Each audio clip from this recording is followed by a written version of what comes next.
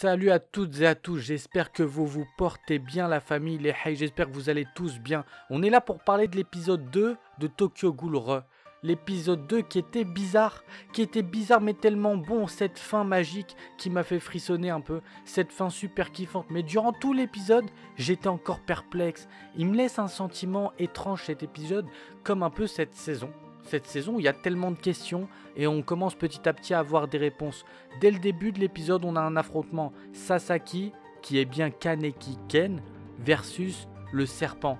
Le serpent qui est, comme je l'ai dit dans l'épisode 1 dans ma review, c'est bien Nishio, c'est bien Nishiki, c'est bien lui. Je me disais avec la voix, dans l'épisode 1, je l'avais bien entendu, je m'en doutais, c'était lui. Donc là, on a eu la réponse, c'est lui. Et il a reconnu Kaneki. Donc effectivement, moi qui pensais que Sasaki peut-être, c'était pas véritablement le corps de Kaneki, si, il a reconnu Kaneki, donc c'est bien Sasaki et bien Kaneki Ken, sûrement probablement 2 ans après les événements de la saison 1, voire la saison 2. En tout cas, c'est la saison 2. En tout cas, cet épisode, voilà, il était bizarre. Il était bizarre puisque on a cette recherche d'identité et cette perte d'identité à la fois pour Sasaki. Parce qu'il se pose quand même des questions. Il est perdu. Il est perdu quand il voit Nishiki en face de lui. Il perd le contrôle. Et là d'ailleurs, je dois souligner que la brigade qui intervient, chapeau. Franchement, pour des humains avec voilà, juste une petite arme, etc. Bon bah, je sais plus, elles ont un nom ces armes-là. J'ai oublié le nom là sur le moment. Mais bon, chapeau, franchement, chapeau de pouvoir désarmer comme ça Kaneki. Bon, je suppose, voilà, il pétait les plombs, il n'était pas non plus concentré à fond, mais chapeau quand même à cette brigade. Juste après, on enchaîne avec le directeur qui a ordonné justement que Sasaki soit considéré comme un humain et que si jamais il perdait le contrôle, fallait le tuer. Et je me demande si ce directeur-là, il serait pas derrière tout ça, derrière ces ficelles en fait qu'il est en train de tirer. Pourquoi? Sur un plan démoniaque qui serait de clairement faire des mi-hommes mi-ghouls. Faire des mi-hommes mi-ghouls. Sasaki ou Kaneki Ken, peu importe, c'est une expérience. Il a été une expérience. C'est clair et net qu'il y a un but à la création de Sasaki Ken. C'est pour ça que dans la saison 1, je pense que quand il se réveille dans l'hôpital, il y a un lien. Il y a un lien dans tout ça jusqu'à cette saison-là. Il y a quelque chose qui... Voilà, c'est pas une coïncidence. On a quelque chose ici. C'est un plan démoniaque, je pense, pour transformer probablement beaucoup d'humains de la brigade, etc. en mi-ghoul, mi-humain. Je pense. En tout cas, il y a l'apparition de 2 nouveaux personnages. Un gros crâne d'œuf avec son pote qui ressemble à voilà, Black Butler à moitié. Bon, qu'est-ce que j'ai envie de te dire sur lui? Il est bizarre parce que sa voix me faisait penser à Mado, donc le père de l'autre Mado, de la blonde. Mais dans le générique, dans l'opening, je crois qu'on le voit, je sais pas trop, je vais pas m'attarder dessus pour l'instant, c'est du mystère. Ensuite, on a, bon, comme d'habitude, Urie qui me casse la tête, il me saoule, je veux pas le voir, il m'énerve, toujours là à se plaindre. En plus, on est là, on entend ses pensées, j'ai l'impression des fois qu'il a plus d'importance, de valeur que Kaneki. Je me pose la question, on sait très bien que lui, dans quelques temps, il perdra le contrôle soit de son Kagune, soit il l'utilisera au maximum pour se sacrifier. Bref, il a un rôle qui sera un psychodrame, ça c'est clair et net. Donc là, on va être dans quelque chose de... Là, pour l'instant, il s'entend pas avec le chef. Bon, bah peut-être qu'après, voilà, il va crever et en fait, à la fin, ouais, quoi qu'il arrive, vous êtes mon chef, une connerie comme ça. Enfin, tu es mon chef, etc. Bon, là, c'est du psychodrame pur. Donc moi, ça m'ennuie plus qu'autre chose. En tout cas, ce personnage, pour le moment, ça m'intéresse pas. Cette intrigue sur lui m'intéresse pas. Et les Queens, je dois dire que voilà... On n'en sait rien, on sait pas trop grand chose sur eux, c'est que le 2e épisode bien évidemment, mais sur 12 épisodes c'est chaud de mêler une intrigue. Donc ce qui m'intéresse c'est de savoir si oui ou non on va se baser vraiment sur la recherche d'identité de Sasaki. Sasaki qui se retrouve face à Arima après, et Arima qui est là, qu'il considère limite comme son fils quoi. Et j'ai été étonné de la part...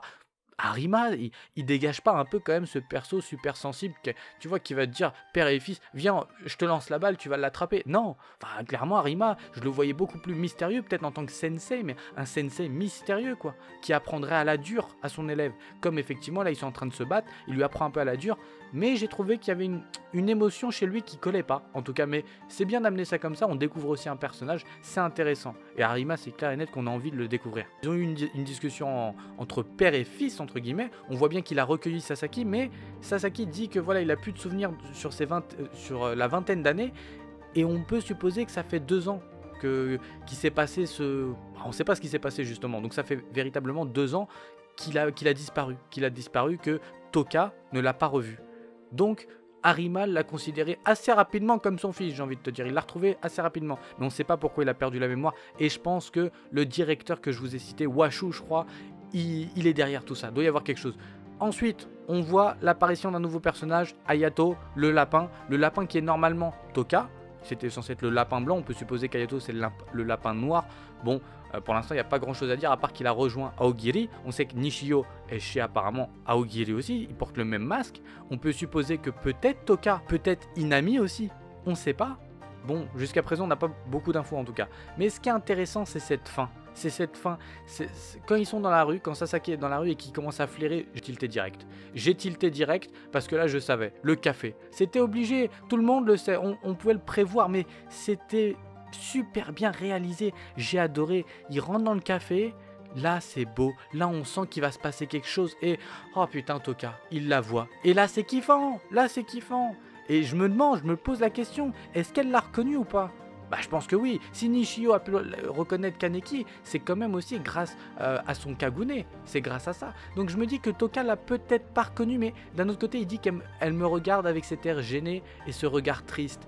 Et là j'étais triste, j'avais le seum, je me disais la pauvre Toka, quel FDP ce Kaneki, quel FDP, putain il me casse la tête avec ses psychodrames à 2 balles, non mais c'est un truc de ouf. Non franchement c'était du pur kiff, vraiment du pur kiff, j'ai envie de savoir voilà.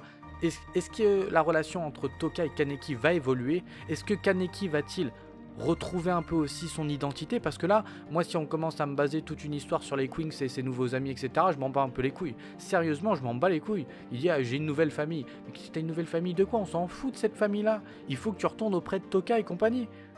Donc voilà, j'ai hâte de voir. Il faut qu'il y ait un nouvel ennemi, absolument, parce que je pense que c'est un nouvel ennemi qui fera en sorte que peut-être que voilà, ses anciens amis, la famille de Kaneki d'avant, refont surface. Je pense que c'est grâce à ça. Ou alors, dans ces cas-là, c'est une confrontation, mais gros psychodrame de ouf à la Tokyo Ghoul, parce que Tokyo Ghoul, c'est beaucoup de psychodrames, mais c'est une confrontation de Sasaki versus son ancienne famille. Et là, c'est ouf. C'est ouf parce que il est entre deux chaises. Qu'est-ce que tu veux que... D'un autre côté, il y a Arima et sa famille, voilà, qui considèrent les Queens, etc. D'un autre, il y a Toka, celle qu'il aime, et son autre famille. Donc c'est super ouf. Donc c'est kiffant, en fait.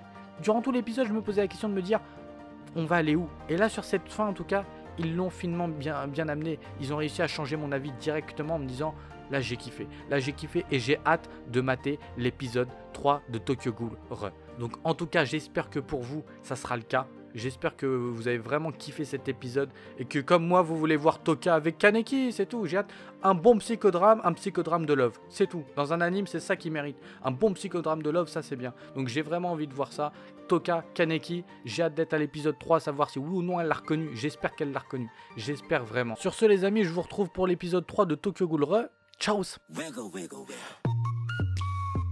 Wiggle, wiggle, wiggle. Wiggle, wiggle, wiggle. Just a little bit of